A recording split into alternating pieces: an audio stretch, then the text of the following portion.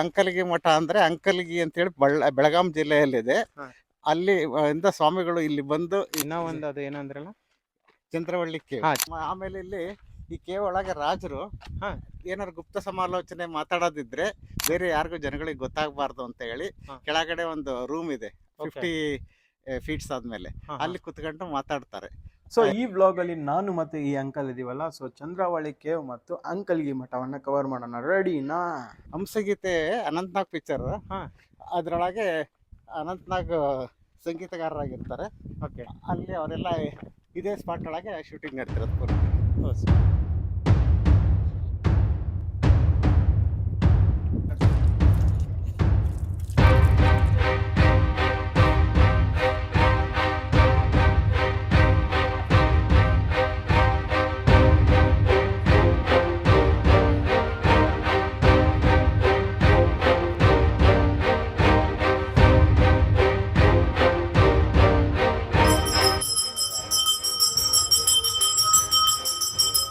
ಈಗ ನಾನು ನಿಮಗೆ ಕರ್ಕೊಂಡು ಹೋಗ್ತಿರುವಂಥ ಜಾಗದಲ್ಲಿ ಒಬ್ಬರು ಸ್ವಾಮಿ ತಪಸ್ ಮಾಡಿದ್ರು. ಮತ್ತೆ ಅದು ಅಲ್ಲದೆ ಅದೇ ಜಾಗವನ್ನ ಒಬ್ಬ ರಾಜ ಕೂಡ ಸೀಕ್ರೆಟ್ ಟಾಕ್ಸ್ಗೋಸ್ಕರ ಯೂಸ್ ಮಾಡಿದ್ನಂತೆ.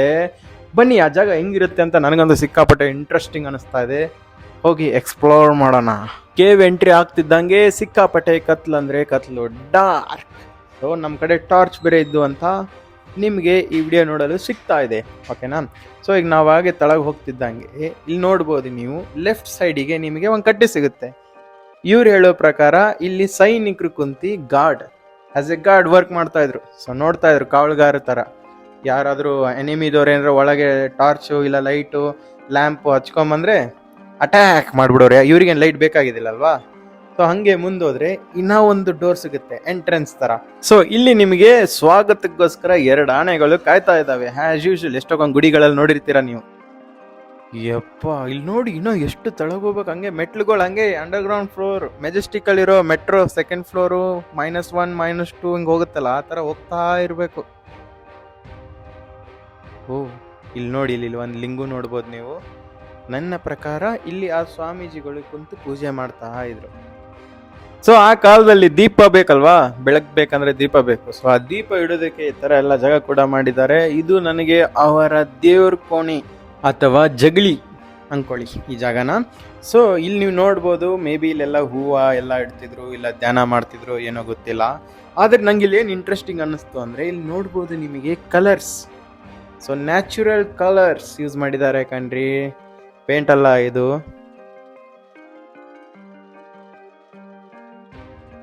ಓಕೆ ಬನ್ನಿ ಈಗ ನೆಕ್ಸ್ಟ್ ರೂಮ್ ನೋಡೋಣ.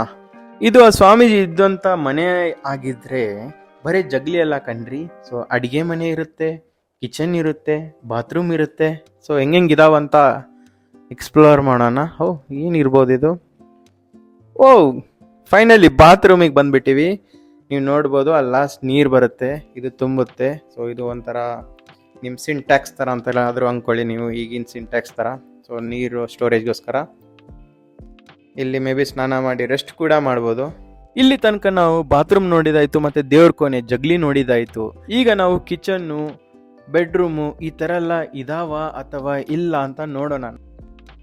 ಓ ಇದು ಒಂಥರ ಡಿಫ್ರೆಂಟ್ ಆಗಿದೆ. ಈ ಥರ ಮೇ ಬಿ ಫುಲ್ ಇಲ್ಲಿ ಒಂದು ಗೋಪುರ ಥರ ಇತ್ತ ಗೊತ್ತಿಲ್ಲ ನನಗೆ. ಚೆನ್ನಾಗಿ ಡಿಸೈನ್ ಕೂಡ ಮಾಡಿದ್ದಾರೆ, ಕೆತ್ತನೆ ಅಂತಾರಲ್ಲ ಆ ಥರ. ನನಗೆ ಯಾಕೋ ಈ ಜಾಗ ಜಗ್ಲಿ ಥರ ಅನಿಸ್ತಾ ಇದೆ. ಇಲ್ಲೆಲ್ಲ ಪೇಂಟು ಇತ್ತು ಅನ್ಸುತ್ತೆ, ಹಿಂದೆ ಯಾವುದಾದ್ರೂ ದೇವ್ರ ಫೋಟೋ ಥರ ಹಿಂಗೆ. ಇಲ್ಲೆಲ್ಲ ದೀಪ ಇಡೋದಕ್ಕಿತ್ತು. ಇದು ಜಗ್ಲಿ ಕೋಳಿನ ಅಂದರೆ ದೇವ್ರ ಕೋಣಿನ ಅಥವಾ ಫುಲ್ ಫಸ್ಟಿಗೆ ನೋಡಿದ್ವಲ್ಲ ಅದು ದೇವ್ರ ಕೋಣಿನ? ನನಗಂತೂ ಗೊತ್ತಿಲ್ಲ. ಯಾರಿಗಾರು ಗೊತ್ತಿದ್ರೆ ಕಮೆಂಟಲ್ಲಿ ಹೇಳಿ ಯಾವುದಂತ. ಓಹ್ ಅಂಕಲ್ ಎಲ್ಲೆಲ್ಲೋ ಕರ್ಕೊಂಡು ಹೋಗ್ತಿದ್ದಾರೆ ಕಣ್ರಿ ನನ್ನ. ಅಯ್ಯಪ್ಪ, ಕಡು ಹೋಗ್ಬೋದು, ಈ ಕಡು ಹೋಗ್ಬೋದು. ಹೆಂಗಾದ್ರೂ ನೆನ್ಪಿಡ್ಕೋಬೇಕು ವಾಪಸ್ ಬರೋದು. ಇಲ್ಲಿ ಇವ್ರು ನಿಂತಿರೋದು ನೋಡಿದ್ರೆ ಯಾರಿಗಾರು ಅನ್ಸುತ್ತಾ ಇದು ಗುಹೆ ಇದೆ ಅಂತ, ಕೇವು? ಇದು ಯಾಕೋ ಹಳೇದಲ್ಲ ಅನ್ಸುತ್ತೆ, ಪಿಲ್ಲರ್ ಈಗ ಇಟ್ಟಿರ್ಬೇಕು, ಮೇ ಬಿ ಬೀಳ್ತಾ ಇರ್ಬೋದಂತ. ಇಲ್ಲಿ ಹುಷಾರು, ತಲೆ ಅಟ್ಟಿತತೆ, ಫುಲ್ ಬಗ್ಗಿ ಬರ್ಬೇಕು.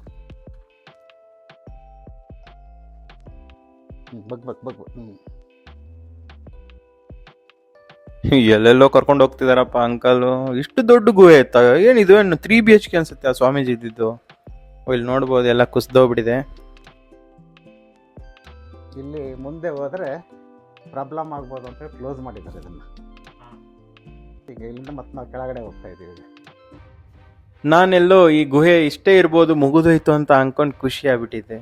ಬಟ್ ಅಂಕಲ್ ಸರ್ಪ್ರೈಸ್ ಕೊಟ್ಬಿಟ್ರು ಕಣ್ರಿ, ಇನ್ನ ತಳಗಿದೆ. ಅಂದ್ರೆ ಇದು ಬರೀ 3 BHK ಮನೆ ಅಲ್ಲ, ಡೂಪ್ಲೆಕ್ಸ್ ಹೋಮ್ ಅನ್ಕೋಬಹುದು ನೀವು. ಇದು ಆಗಿನ ಕಾಲದ ಡೂಪ್ಲೆಕ್ಸ್ ಹೋಮ್. ನೋಡೋಣ ಹೆಂಗಿದೆ ಅಂತ ಇನ್ನ ತಳಗೆ.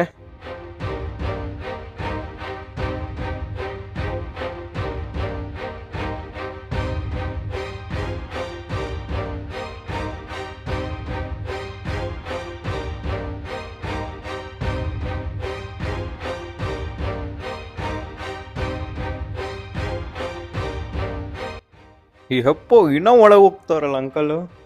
ಇಲ್ಲೊಂದು ಯಾವುದೋ ರೂಮ್ ಇದೆ ಅಲ್ಲ, ಇದೇನಿರ್ಬೋದು? ಈ ಕಡೆ ಹೋದ್ರೆ ಏನು ಸಿಗುತ್ತೆ? ಅಂಕಲ್ ಬನ್ನಿ ಅಂಕಲ್, ಈ ಕಡೆ ಸೈಡ್ ಹೋಗೋಣ. ಇಲ್ಲೇನಿದೆ ನೋಡ್ಕೊಂಬರೋಣ, ಆಮೇಲೆ ಮುಂದೆ ಹೋಗೋಣ.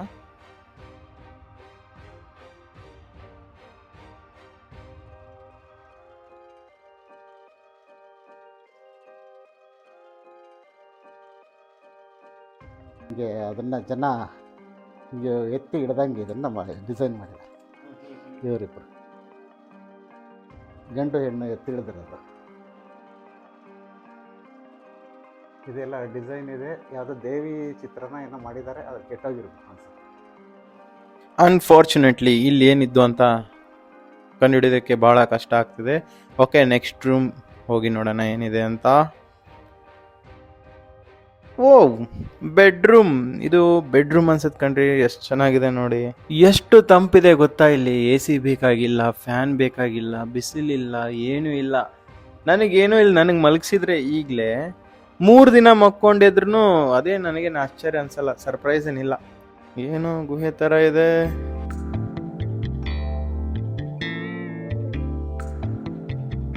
ಓ, ಮನಿ ಒಳಗೆ ಫಸ್ಟ್ ಫ್ಲೋರ್ಲಿ ಇತ್ರ ಗ್ರೌಂಡ್ ಫ್ಲೋರಿಗೆ ಹೋಗಕ್ಕೆ ಸ್ಟೆಪ್ಸ್ ಇರ್ತಾವಲ್ಲ, ಆ ಥರ ಇದೆ ನೋಡಿ ಇದು.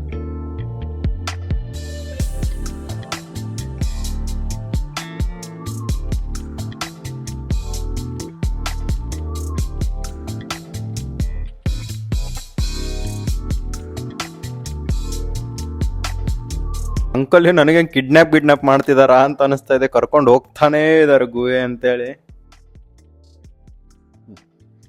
ಇದು ಗುಪ್ತ ಸಮಾಲೋಚನೆ ಜಾಗ.